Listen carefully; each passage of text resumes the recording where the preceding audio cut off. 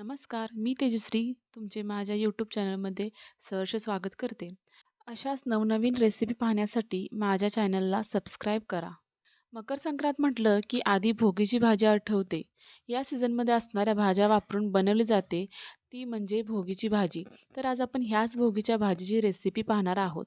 यासाठी मी आज घेतलेलं आहे गाजर, घेवड्याची शेंग, टोमॅटो, एक वांग्याचे काप करून मी घेतलेले आहेत, एक बटाटा घेतलेला आहे, वाटाणे, पावटा, शेवग्याची शेंग, शेंगदाणे, फ्लॉवर.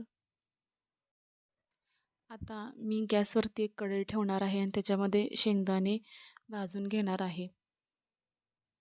शेंगदाणे भाजले की आपल्याला तीळ भाजून घ्यायचे आहेत.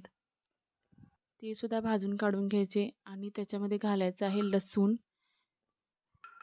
सुक्या खोबऱ्याचे काप आणि एक छोटासा आल्याचा तुकडा मी घालणार आहे. आता मी थोडंसं तेल घालून 2 मिनिट ह्याला परतून घेणार आहे. मला शेंगदाणे, तीळ, खोबऱ्याचे काप, लसूण, आलं ह्या सगळ्याची पेस्ट करून घ्यायची आहे. आता हे मी थंड करण्यासाठी ठेवते. त्याच कढईमध्ये आपल्याला अगोदर पावट्याच्या बिया भाजून घ्यायच्या आहेत. आता आपण ह्याच्यामध्ये घालणार आहोत हिरवा वाटाणा. हिरवा वाटाणा देखील आपल्याला 5 मिनिट तेलामध्ये परतून घ्यायचा आहे.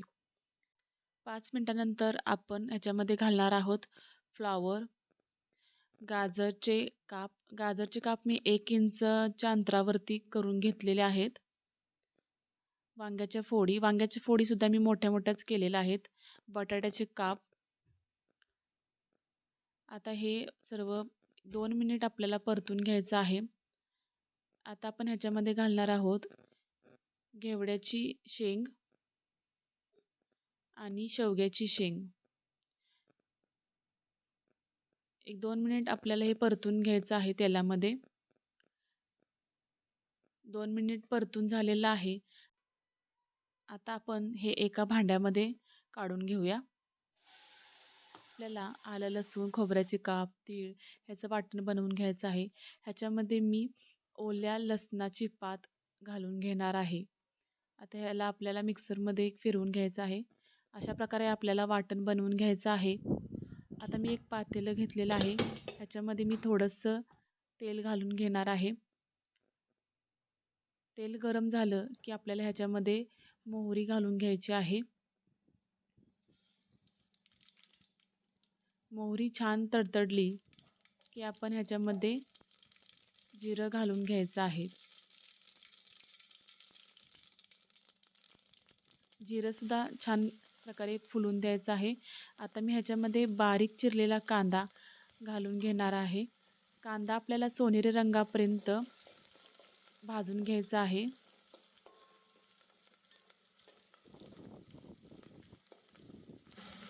आता आपल्याला ह्याच तेलामध्ये शेंगदाणे भाजून घ्यायचे आहेत. त्यानंतर आपला कांदा सोनेरी झाला की ह्याच्यामध्ये आपल्याला टोमॅटो जे चिरून घेतलेले आहेत ते घालून घ्यायचं आहे. टोमॅटोसुद्धा 1-2 मिनिट आपल्याला परतून घ्यायचं आहे. आता आपण जे वाटण करून घेतलेलं आहे ते ह्याच्यामध्ये घालून घ्यायचं आहे. ते सुद्धा आपल्याला छानपैकी परतून घ्यायचं आहे. आता मी ह्याच्यामध्ये घाटी मसाला किंवा कांदा लसूण मसाला घालून घेणार आहे. आता आपला हा मसाला आहे तो आपल्याला तेल सुटेपर्यंत 2 ते 3 मिनिट परतून घ्यायचा आहे. तुम्ही बघू शकता आपल्या मसाल्याला तेल सुटलेलं आहे. आता मी ज्या भाज्या भाजून घेतलेल्या आहेत ते ह्याच्यामध्ये मी घालून घेणार आहे आणि परतून घेणार आहे. मी दुसऱ्या गॅसवरती पाणी गरम करण्यासाठी ठेवलं होतं. आता ते मी ह्याच्यामध्ये घालून घेते. पाणी घालून झालं की आपल्याला हे मिक्स करायचं आहे. आता मी ह्याच्यामध्ये घालणार आहे चवीनुसार मीठ आणि गरम मसाला. भोगी या शब्दाचा अर्थ आहे आनंद घेणारा किंवा उपभोगणारा. पावट्याच्या शेंगा व घेवड्याच्या शेंगामध्ये भरपूर प्रमाणामध्ये फायबर आणि प्रोटीन असते. आता आपल्याला वरून ह्याच्या घालायचं आहे तीळ आणि थोडीशी कोथिंबीर भरभरून घ्यायची आहे. आपल्याला आता ही रस्सा भाजी एक 10 ते 15 मिनिट छानपैकी शिजवून द्यायची आहे. ज्यावेळेस आपल्या सर्व भाज्या छान प्रकारे शिजल्या जातील, त्यावेळेसच आपल्याला गॅस बंद करायचा आहे. 10 ते 15 मिनिटानंतर तुम्ही पाहू शकता आपली भाजी मस्त अशी मऊसूत शिजलेली आहे आणि हिला तर्रीसुद्धा मस्त अशी आलेली आहे आणि दाटसरपणाही आलेला आहे. अशा प्रकारे आपली भोगीची भाजी बनवून तयार आहे. तर कशी वाटली तुम्हाला भोगीची भाजीची रेसिपी? आवडली असेल तर प्लीज व्हिडिओला लाईक करा, सबस्क्राईब करा आणि शेअर करा.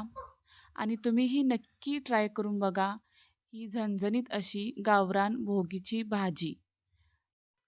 व्हिडिओ पाहिल्याबद्दल धन्यवाद.